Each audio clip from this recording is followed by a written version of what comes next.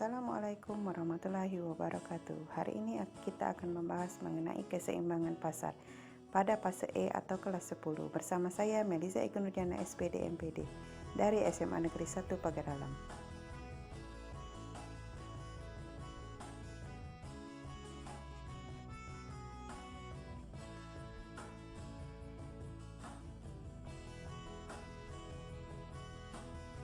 Tunjukkan apa itu harga pasar dan bagaimana keseimbangan pasar terjadi. Kita pergi ke pasar samping rumahku ini ya. Apakah kamu lihat? Itu ada pembeli dan penjual yang sedang melakukan kegiatan tawar-menawar. Iya, pembeli atau bisa disebut permintaan tentu akan menawar dengan harga yang rendah untuk jumlah tertentu. Sebaliknya dari penjual atau penawaran, tentu akan menawarkan harga barang yang tinggi untuk jumlah tertentu. Setelah proses tawar-menawar, kemudian akan terjadi kesepakatan tingkat harga pada jumlah barang tertentu antara pembeli dan penjual.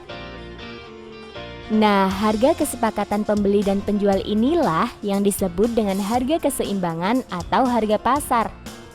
Perlu kamu ingat, kamu bisa menyebut harga keseimbangan ini hanya saat jumlah barang yang diminta sama dengan jumlah barang yang ditawarkan. Oke teman-teman, di video ini kita bakal ngebahas harga keseimbangan pasar atau equilibrium. Di video sebelumnya adalah video mengenai kurva-kurva permintaan dan kurva penawaran serta elastisitasnya. Kemudian juga bahas mengenai faktor-faktor yang mempengaruhi permintaan penawaran. Jadi ini videonya sangat berhubungan satu sama lain ya. Sekarang kita bahas di harga keseimbangan pasar. Nah, harga keseimbangan pasar ini bisa didefinisikan menjadi dua macam. Yang pertama adalah harga equilibrium atau keseimbangan pasar adalah harga kesepakatan yang terbentuk dari aktivitas tawar-menawar antara si penjual dan si pembeli. Kemudian terciptalah yang namanya harga keseimbangan pasar. Nah, definisi yang kedua adalah harga yang terbentuk pada titik pertemuan di antara kurva permintaan dan penawaran. Jadi pas di titik inilah, titik perpotongannya, maka akan terbentuk harga equilibriumnya. Nah, di sini kan ada kurva supply atau kurva penawarannya dan kemudian ada kurva demand atau kurva permintaannya. Nah, titik perpotongan ini yang disebut dengan titik equilibrium atau harga pasarnya. Nah, harga pasarnya tercipta ketika 10,3 ribu. Nah, 10 ini adalah jumlah barangnya ya atau kuantitinya, dan 3.000 adalah price atau harganya. Nah, gimana cara menentukan harga equilibrium, titik equilibriumnya gitu. Nah, jadi harga equilibrium ini dapat dihitung dari fungsi harga permintaan dan harga penawaran. Nah, QD atau jumlah barang yang ditawarkan sama dengan QS atau jumlah barang QD adalah jumlah barang yang diminta, maaf ya, sama dengan QS jumlah barang yang ditawarkan. Jadi QD sama dengan QS. Nah, kita langsung aja ke contoh soalnya. Diketahui fungsi permintaan adalah QD sama dengan 20 min P dan fungsi penawarannya adalah PS sama dengan sepertiga Q plus 40 per 3. Maka tentukan harga dan jumlah keseimbangan. Nah, di sini kan diketahui PS-nya sepertiga Q plus 40 per 3 dan QS-nya adalah 3P min 40. Nah, sebenarnya kita hanya membutuhkan QS sama QD-nya aja. Nah, QD-nya kan udah ditentukan ini ya. Berarti QD sama dengan QS. QD sama dengan QS, berarti kita tinggal masukkan aja. QD nya berapa? 20 min P. Sedangkan QS nya adalah ini 3P min 40. Nah, maka variabel yang sama ini kita ruas kiri kanan. Jadi min 4P sama dengan min 60. Jadinya P nya adalah 15. Nah, gimana cara mencari Q? Q bisa dicari dari ini ya. Berarti kan tinggal Q sama dengan 20 min PP 15 ya. Berarti Q-nya sama dengan 5.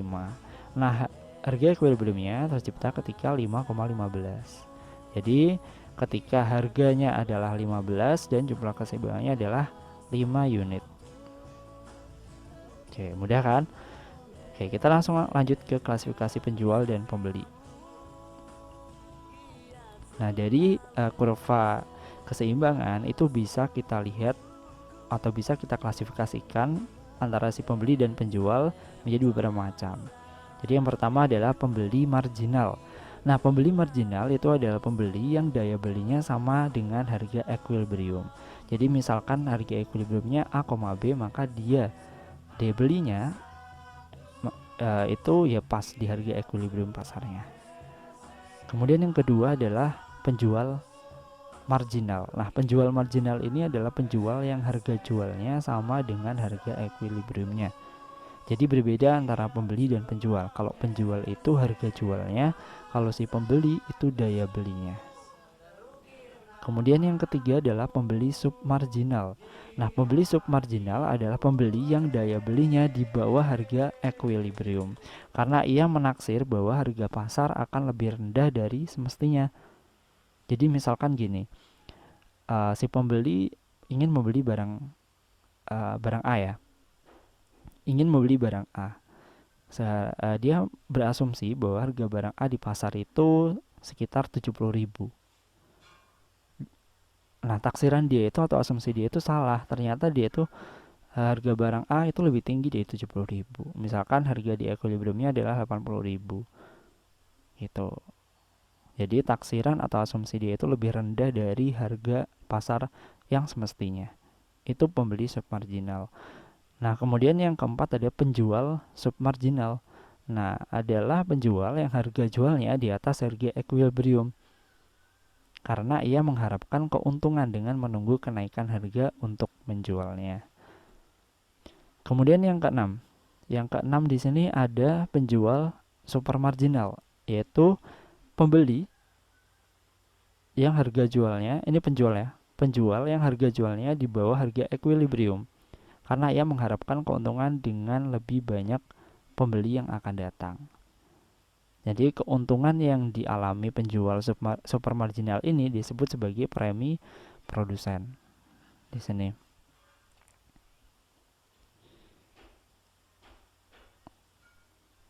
Oke, selanjutnya yaitu klasifikasi daya beli konsumen. Nah, berdasarkan daya belinya, pembeli ini dapat dibagi menjadi beberapa macam. Jadi yang pertama ada pembeli potensial. Nah, pembeli potensial ini adalah pembeli yang ingin melakukan pembelian yang disertai daya beli. Nah, pembeli potensial ini selanjutnya akan menjadi pembeli yang efektif.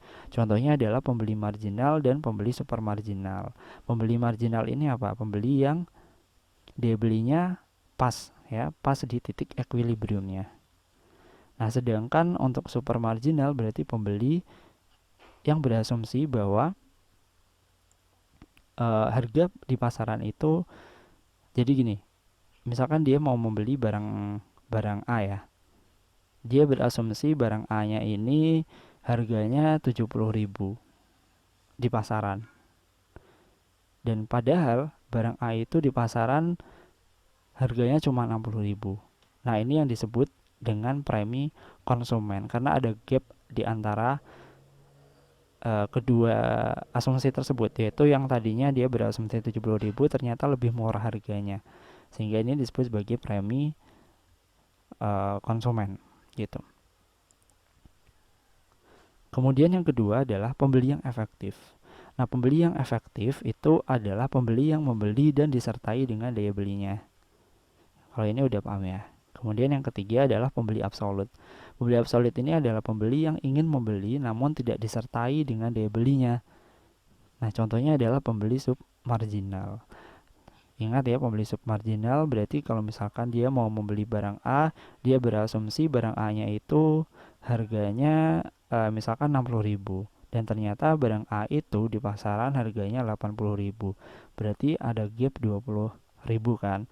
Nah, gap inilah yang dia itu tidak menjadi membeli barang A karena daya belinya berkurang, karena harganya ternyata lebih tinggi dari yang dia asumsikan gitu. Itu disebut sebagai pembeli absolut. Nah, sekarang kita mau bahas ini ya, surplus sama defisit atau shortage.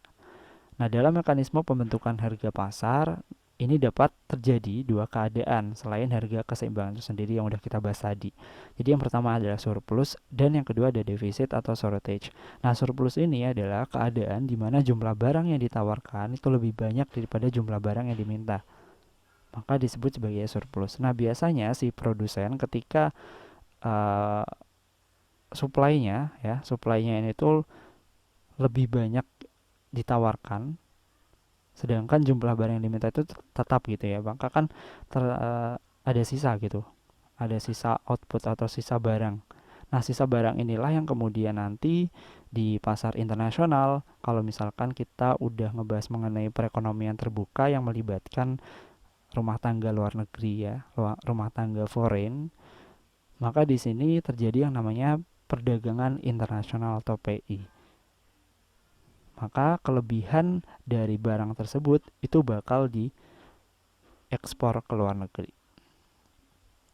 Kemudian yang kedua adalah defisit atau shortage, yaitu suatu keadaan di mana jumlah barang yang ditawarkan itu lebih sedikit dari jumlah barang yang diminta, atau QS-nya kurang dari QD. Nah, sedangkan surplus tadi berarti kondisinya QS lebih dari QD.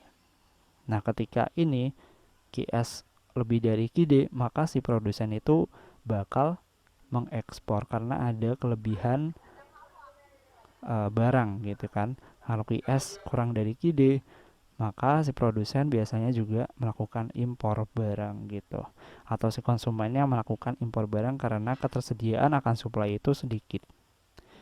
Oke, itu ya. Jadi misalkan buat teman-teman yang masih belum paham atau menjelaskannya saya tadi terlalu cepat, bisa diulang lagi mulai video yang pertama.